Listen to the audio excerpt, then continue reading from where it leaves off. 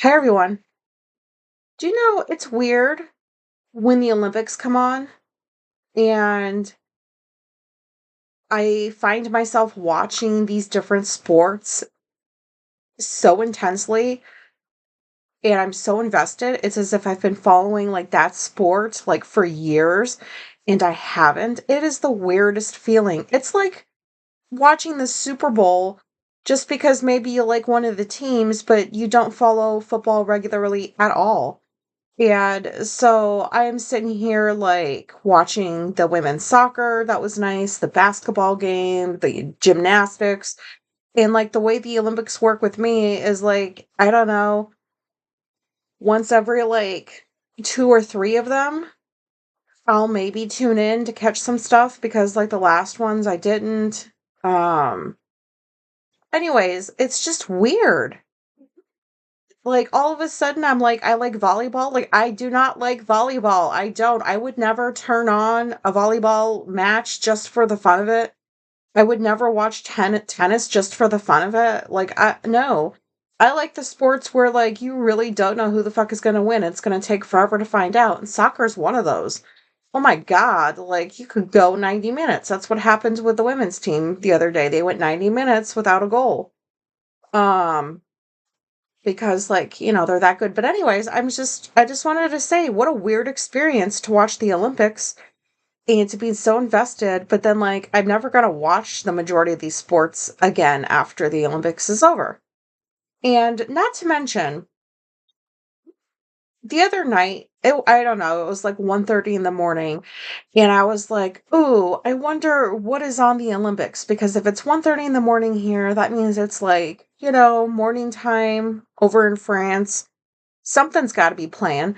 So I turn on the only like, I go to Peacock and I turn on the ongoing coverage channel for the Olympics or whatever, and the first thing that pops up on that TV screen is this weird fucking running. It's like bobblehead running.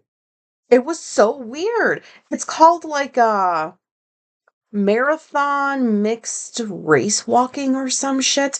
Excuse me, race walking is called running. Running. Or maybe jogging at the very least. Race walking is jogging.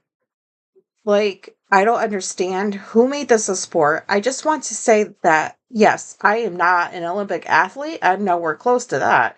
And I'm not at the Olympics, and I'm not trying to disrespect these people that worked very hard to get to the Olympics to do some of these sports. I just am having a hard time wrapping my brain around this fucking weird ass thing. I turn the TV on and it's just bobbling, just bobbleheads and wavy bodies.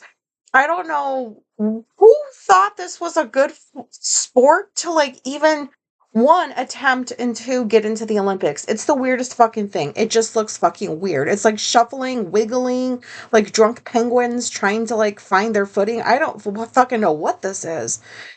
And I'm like, my mouth dropped open. I'm like, is this really a sport?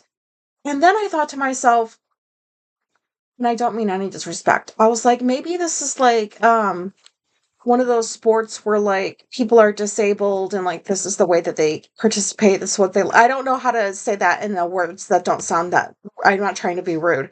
But then I was like, no, that's what the Special Olympics are.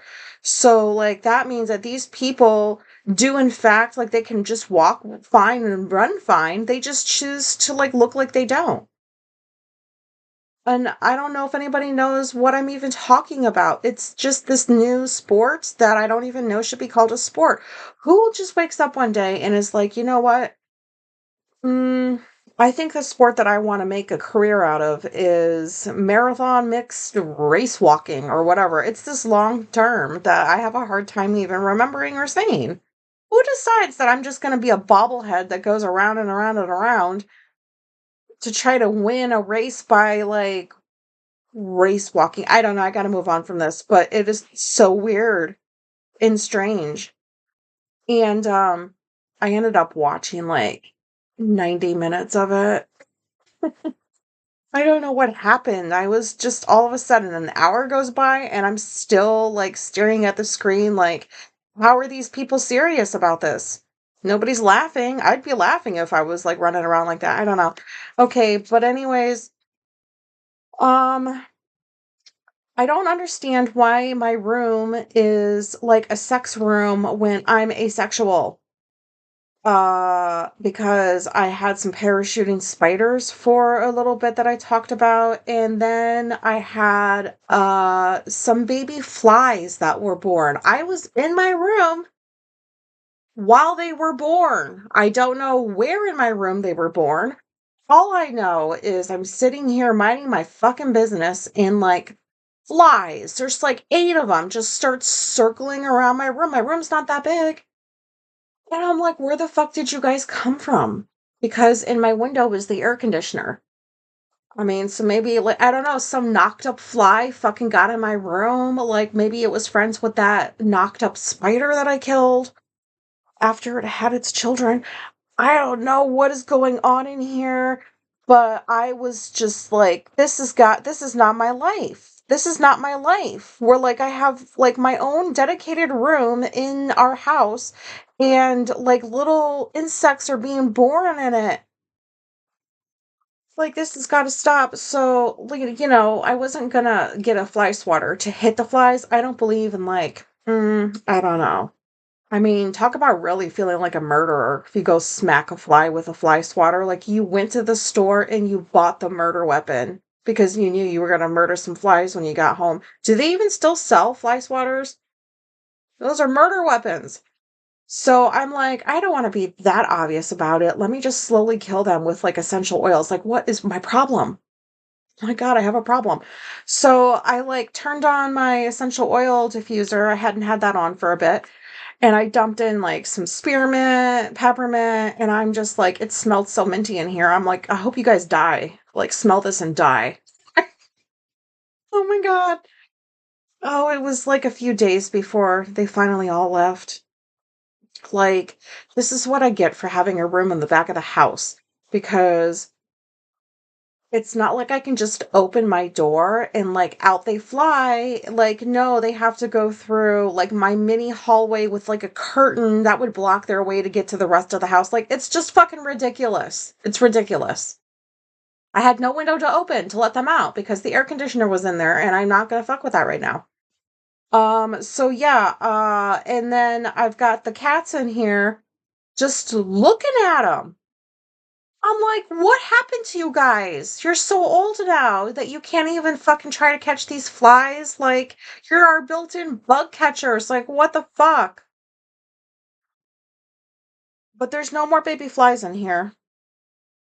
I don't know what's up next on the agenda, but we're going into August now. So, like, we just really need to hurry up and get to, like, the colder weather so these things can just die off and stop coming inside.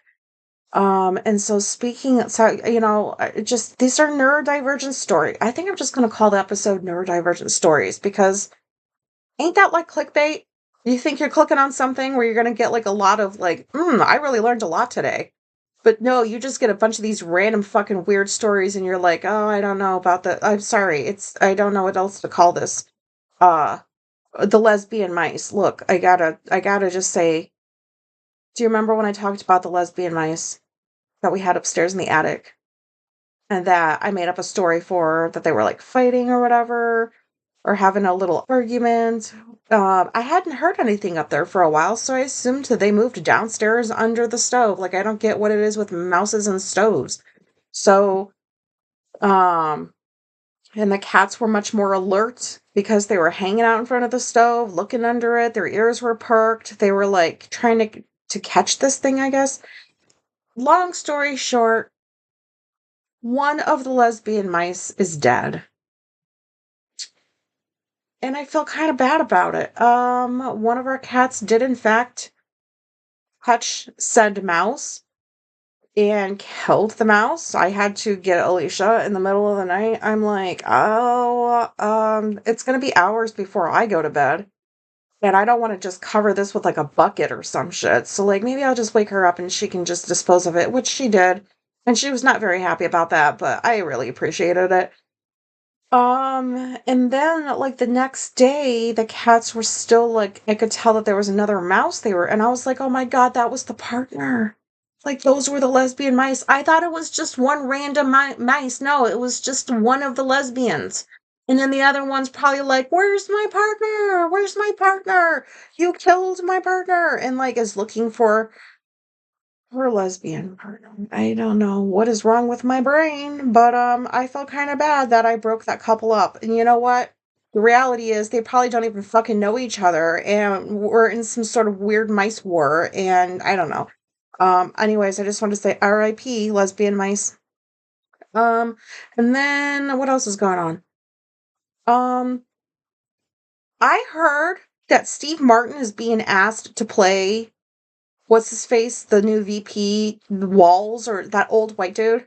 What is it with Kamala and white men? I mean, come on. But like I heard that Steve Martin was being called to play that dude on SNL. And oh my God, I hope he does because he is the perfect awkward person to play this guy. Like who I just it's like a weird uncle. I don't know. Um Anybody else wanna try to facilitate this? Do you have any say in any of like, anywhere in Hollywood? Can you make this happen? I would love to see Steve Martin play this, this weird not weird, but I don't know. I think the dude I was watching, I'm sorry about my I don't know, this is very just disjointed, and people who don't even live in America are like, "I don't give a fuck what's going on over there," but I'm sorry. I'm just there was a rally, the very first one with Kamala Harris and him, and I was like, "Oh my god, this is great, like, I feel so happy and joyous right now," and, like, the what's his name? I don't even remember his first name. He was just standing behind Kamala Harris, just moving around, making these weird faces, and then, like, trying not to cry, and, like, it was so awkward, and I'm like, "Is he, like is that guy, like, somewhere on the spectrum or something?" And then I'm thinking, like, "What was she thinking picking this dude? Like, who the fuck is this guy?" And I was bracing myself for, like, when it was his turn to speak because you know how, like, when other people like, I don't know how it is with you guys, but when I'm embarrassed for somebody, I feel like that's happening to me in that moment. Like, I feel so embarrassed, like it's for myself. I don't know if that makes sense. But I was dreading him going to the mic. I'm like, "What was she thinking? What was she thinking?" And then he gets to the mic and his face transforms into this completely different person and he turns out to be a very skilled orator and I'm like wow, maybe talking is like something you're just really really good at but like not talking you don't really know what to do with that. I don't know. I just thought that was somebody needs to get Steve Martin on SNL to play this dude. And then what else is going on? This is all related to autism because yeah, Steve Martin is autistic even though he doesn't know it. Also, The Bachelorette. Anybody watching the American version with Jen? She's autistic. You know, maybe these people who like make these like casting decisions with like who's going to become the next bachelor or bachelorette kind of know what they're doing because she's really decent. I like her a lot, and it's very obvious to me that she's autistic and doesn't realize it. Oh my god, it's just so. Oh, I would just want to reach into the TV and be like, I can just let you know right now. There's one word that describes your entire life, but whatever. There are some dirty souls on this season that I am not happy with. So that those casting decisions need to stop because I know that those are just for the ratings. But anyways, I just wanted to say I'm pretty sure no, I'm very absolutely positive that Jen is autistic, that nobody cared about, nobody asked me what I thought about that. I'm just sharing it. And was that it? Oh, and I was watching I feel like a lot of my life revolves around stores and TV, but I was watching a recent episode of Alone Australia and I cried. Like, God, I cried everything now, but like there was this one dude that was talking about being neurodivergent. And he said that he has ADHD and ASD. And he said the word neurotypical and was describing them. Oh, I said neurotypical? Oh my god, I've always like had a hard time saying that. That's why I call them ordinary people. Um, Look at me go. But anyways, he was talking about them, and then he was explaining what it was like to be neurodivergent and saying that, like, we are the kind of people that are built to think outside the box. And he gave this like little speech, and he at the end he was like, you can do it. And it was the most I've never heard those words said that many times in, like, on TV before. I feel like every time I get on here and I'm like, "I've never heard this person say that. I've never heard that person say that." But it's true. And I was just like, "Oh my god," and just I felt so sad out of, like, nowhere, but they were, like, happy tears kind of, because I was just so grateful that this person was on TV talking about this. And it was very clear that even he was aware that, like, this needs to be talked about more. And I don't know, like, I have no I don't want to be some bushwhacker. Why do they call them bushwhackers? I don't fucking know. Do they whack bushes? But I don't want to be like somebody that lives on like the land or kills animals or has anything to do with that lifestyle. But I definitely want to be like that dude. Like, he's so inspiring, and it was just so nice to see him just, "Hey, you know, I'm a regular person," not like those regular people, you know what I mean? Um, and he was just up there like, "Hey, we think outside the box, people might think we're a little odd, but we usually know what we're doing." And it was nice to see that kind of representation. And I always hope that there comes a day where this is just the regular. And that I don't have to be this shocked and excited every time I see it. But I know that, it's people like him, and like, just, we need to get our voices out there, man. We need to keep doing this stuff. Anyways, I think this is turning into an after school special, and I'm not sure what anybody is going to make of this episode. Um, I have not been on here in a while, but in my defense, I still stuck with, I was on once last week and then like once this week. So I haven't messed up my record yet. I've at least made it once a week. Because I know you guys were dying for another episode, right? You were like, "Oh my God, where is she?" No? Nobody? Okay. Well, thank you for listening. I'm pretty sure all of this was related to autism because I'm just going to call it neurodivergent stories. And weird ass Olympic sports that nobody should I don't know, that's probably rude. Never mind. If anybody is bored and is looking for some new reading material, you could head on over to Substack. I have a link. Um, you can just read some shit for free. Not that like you have to pay to read everything, because that's what I mean, I don't know what I'm talking about. Would you like to come over to Substack? We have a great community over there. I guess that's what I should say. I swear, it's like I feel like I am different people, but not in DID form, like not dissociative identity. Although, like, those people are very interesting and I do follow some of them, but like sometimes I feel like I'm different people. Like the one that talks is not the same as the one that doesn't talk. Oh, I don't even, like, do you know what I mean? I feel like sometimes I'm like, I know that they're both versions of me, but they're both so different. Like, I don't know. I don't know what I'm talking about. I'm not trying to make this about me, even though this is my podcast and I'm talking about myself, and I don't know. This is just all natural. This is why I take marijuana, because this like fucking slows this shitstorm. I am actually having a good day, but I'm about to leave the house, so I don't really know if it's going to stay a good day. But I need to go drive the car because it's been in the parking lot for like 3 days. Not the parking lot, the driveway for 3 days. And I haven't really driven it. And that is a pretty sad problem to complain about. But I gotta go drive it around the block, make sure it still works, and then come back into my cozy, safe space. I'm pretty sure I am just about ready to become a shut in. You know what? I welcome it. I welcome it. I would love to be a shut in. I would love to never step foot outside the fucking house again. Right? I hope nobody's listening. Okay, goodbye.